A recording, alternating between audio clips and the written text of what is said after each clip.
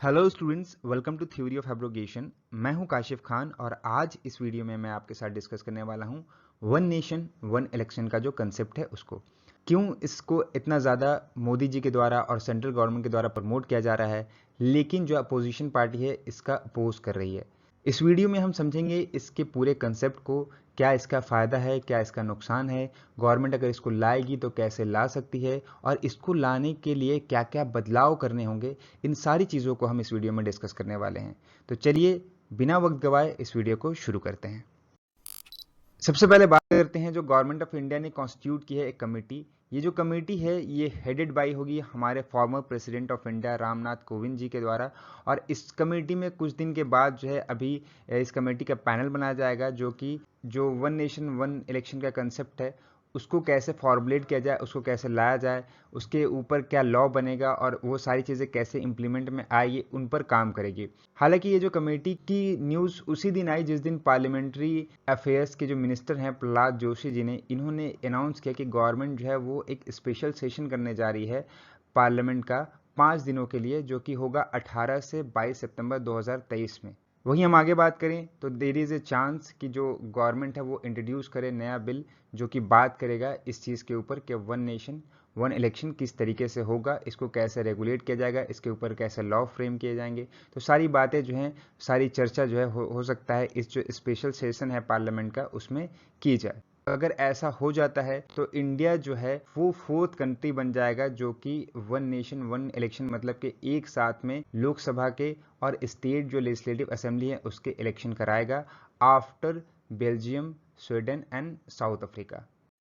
तो चलिए अब बात करते हैं क्या है ये one nation and one election का कंसेप्ट। तो जैसा कि आप सभी को मालूम है कि हमारा फेडरल कंसेप्ट है, मतलब कि सेंट्रल में एक गवर्नमेंट होती है, स्टेट में एक अलग गवर्नमेंट होती है। टोटल हमारे पास जो है 28 स्टेट हैं और 8 यूनियन टेरिटरी हैं, जिसमें अभी फिलहाल 2 यूनियन टेरिटरी ऐसी है जहाँ पे इलेक्शन हो रहे हैं और जम्मू एंड कश्मीर जैसा कि यूनियन टेरिटरी है लेकिन वहाँ पर अभी प्रेसिडेंट रूल लगा है। तो ये जो सारी स्टेट और यूनियन टेरिटरी हैं इनकी अपनी स्टेट और यूनियन टेरिटरी की गवर्नमेंट है और सेंटर की एक अपनी गवर्नमेंट है जहाँ पे अभी जो रूलिंग पार्टी है वो बीजेपी की गवर्नमेंट है। तो ये जो कंसेप्ट है वन नेशन और वन इलेक्शन का, ये कहता है कि हम जो ये सारे इलेक्शन होंगे सेंट्रल के और स्टेट के, इनको हम सिंक्रोनाइज कर देंगे। मतलब कि ये जो दोनों इलेक्शन होंगे जो अलग अलग टाइम पे होते हैं उनको हम एक साथ कंडक्ट कराएंगे, जिसमें जो है हमारा एक बार इलेक्शन होगा वो 5 साल के लिए वो चलेगा। लेकिन स्टूडेंट्स यहाँ पे सबसे इंपॉर्टेंट बात यहाँ पे जो है वो ध्यान में रखने वाली ये है कि आने वाले टाइम में 5 स्टेट के अंडर जो है वो इलेक्शन होने वाले हैं, जिसमें जो 5 स्टेट है वो हैं मिजोरम, छत्तीसगढ़, मध्य प्रदेश, राजस्थान एंड तेलंगाना। इन सब में नवंबर और दिसंबर में इलेक्शन होने वाले हैं क्योंकि इनका टेन्योर जो है वो ख़त्म होने वाला है। और वहीं पर बहुत सारे ऐसे स्टेट्स हैं जिनका जो लेजिस्लेटिव असेंबली का टेन्योर है वो 2028 तक ख़त्म होगा, जैसे कि कर्नाटका जिसका इलेक्शन अभी 2023 में हुआ था, और त्रिपुरा, ये वगैरह इनके सारे इलेक्शन जो हैं वो अभी अभी फिलहाल हुए थे और ये जो हैं 2028 में जाके ख़त्म होंगे।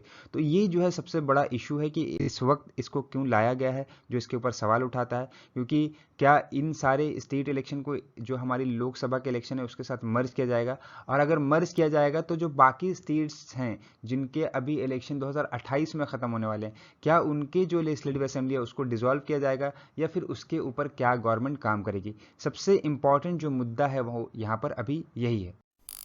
अगर ये कंसेप्ट आता है वन नेशन वन इलेक्शन का तो क्या बेनिफिट होंगे, पहले इसको हम समझते हैं। अगर ये कंसेप्ट आ जाता है हमारे इंडिया में तो यहाँ पर सबसे जो ज़्यादा बेनिफिट होगा वो हमारा फाइनेंशियल बेनिफिट होगा। मतलब कि जो इलेक्शन के ऊपर हर साल इलेक्शन कंडक्ट कराने में किसी ना किसी स्टेट में जो खर्चा होता है वो कॉस्ट जो है वो रिड्यूस हो जाएगी।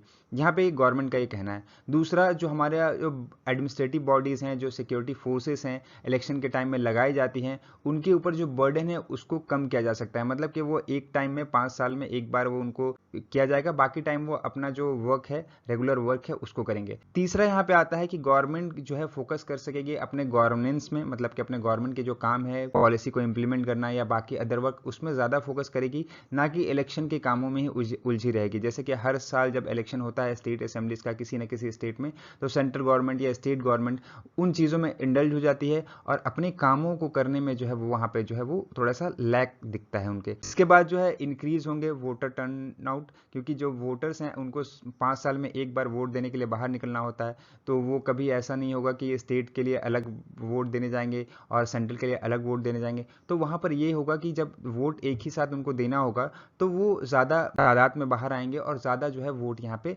पड़ेंगे। तो ये कुछ ऐसे बेनिफिट हैं जो सेंट्रल गवर्नमेंट की तरफ से बताए जा रहे हैं कि इस कंसेप्ट को लाने से ये बेनिफिट होंगे। लेकिन क्या क्या इसके नुकसान हैं, चलिए उसको भी हम देख लेते हैं।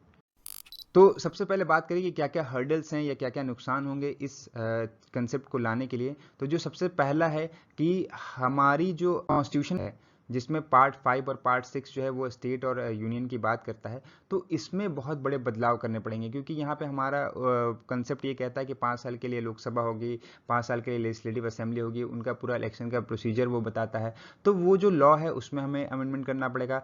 अदर लॉ जैसे कि पीपल रिप्रेजेंटेशन एक्ट है, उसमें हमें बहुत सारे बदलाव करने पड़ेंगे। और दूसरी ये बात ये है कि ऐसा नहीं है कि ये कंसेप्ट हम पहली बार लेकर आ रहे हैं, ऐसी ही चीज़ें 1951 से लेकर 1972 के बीच में भी करी गई थी, मतलब कि आज़ादी के बाद भी हमने इसको ट्राई किया था, लेकिन हम बहुत बुरी तरीके से इसमें फेल हुए थे। बहुत ही ज़्यादा इशू हुआ था इस इलेक्शन को कंडक्ट कराने में, बहुत ही ज़्यादा खर्चा भी एक तरह से हम कह लें, और बहुत ही ज़्यादा मैन पावर का यूज़ होता है, और बहुत ही ज़्यादा जैसे कि हमें मशीनरीज लगानी पड़ेंगी इस तरीके के इलेक्शन को कंडक्ट कराने के लिए। तो यहाँ पर जो है हमने वो चीज़ें फेस करी है। और एक और इम्पॉर्टेंट यहाँ पे बात है कि अभी आप सभी को पता होगा कि सारे जो अपोजिशन है उन्होंने अपना अलायंस बनाया है इंडिया के नाम से। अब वो जो अलायंस बनाया है उन्होंने, वो जो है वो इसको अपोज करेंगे। तो जब हम कॉन्स्टिट्यूशन में चेंज करेंगे तो हमें स्टेट से भी जो है वो एक तरह से जो है उस कॉन्स्टिट्यूशन के अमेंडमेंट को रेक्टिफाई कराना पड़ेगा, और वहाँ पे मिनिमम 50% स्टेट का रेक्टिफिकेशन चाहिए। तो यहाँ पर जो रेक्टिफिकेशन का इशू आएगा वो भी हमें फेस करना पड़ सकता है। इसके बाद आता है रीजनल इशू, जो है वो ज़्यादा वो फोकस नहीं किया जाएंगे, नेशनल इशू पे ज़्यादा बात होगी, और जो नेशनल पार्टी है वो इसका बेनिफिट ज़्यादा उठाएंगी यहाँ पर, क्योंकि आप हमेशा देखते होंगे जब स्टेट इलेक्शन होते हैं तो वहाँ पे जो रिजल्ट होता है वो अलग होता है, और जब नेशनल इलेक्शन होते हैं मतलब कि सेंट्रल के जो इलेक्शन होते हैं उसमें रिजल्ट अलग होता है। कभी कभी ऐसा होता है कि जो लोग जो है रीजनल में जो है किसी और पार्टी को वोट देते हैं, और जब सेंटर की बात आती है तो किसी और पार्टी को वोट देते हैं। उसके बाद एक यहाँ पे ये भी होगा कि अगर मान लीजिए लोकसभा डिसॉल्व हो जाती है या स्टेट गवर्नमेंट कोलैप्स कर जाती है या डिसॉल्व हो जाती है 5 साल कंप्लीट होने से पहले, तो फिर उनका जो दोबारा इलेक्शन होगा, फिर वो जो ये शेड्यूल बनाया जाएगा उसको जो है वो फिर से मतलब इसकी जो चीज़ें हैं वो गड़बड़ हो जाएंगी। यहाँ पे जो गवर्नमेंट का कहना है कि हम क्या करेंगे, जब दोबारा से कोई पार्टी बन आएगी, अपोजिशन पार्टी मान लो आती है या फिर कोई नई गवर्नमेंट बनती है, तो उनका टेन्योर जो नेक्स्ट 5 ईयर का टेन्योर है उसके अंदर ही में जो है हम उसको कंप्लीट कर देंगे। तो यहाँ पर से देखा जाएगा कि एक जो राइट है, मतलब कि जो पीपल के रिप्रेजेंटेटिव हैं उनके राइट को जो है कर्टल किया जाएगा। मान लीजिए जो उनका राइट है कि 5 साल के लिए वो इलेक्ट होते हैं, लेकिन अब नई जो गवर्नमेंट बनेगी वो 2 साल एक गवर्नमेंट रहने के बाद बनी है, तो उनको सिर्फ 3 साल का ही टेन्योर पीरियड जो है वो एक्सरसाइज करने को मिलेगा।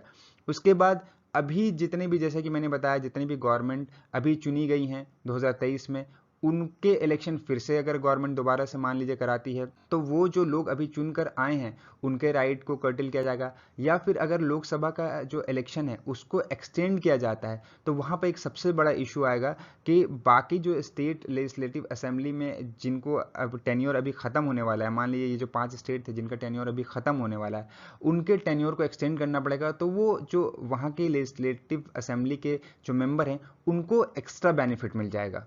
सो ये जो सारे पॉइंट्स हैं ये एक तरह से हम देखते हैं जो ये नया कंसेप्ट है इसको लाने में हर्डल्स का काम करेंगी।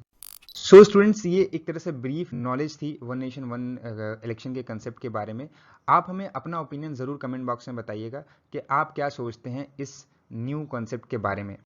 तो ये थी आज की हमारी वीडियो। आई होप आपको इस वीडियो में सारा कंसेप्ट क्लियर हो गया होगा। ऐसी इंपॉर्टेंट वीडियो पाने के लिए हमारे चैनल को सब्सक्राइब करें, वीडियो को लाइक करें और साथ ही साथ लोगों के साथ शेयर भी करें। मिलते हैं अगले इंपॉर्टेंट वीडियो के साथ, तब तक के लिए goodbye and have a great day.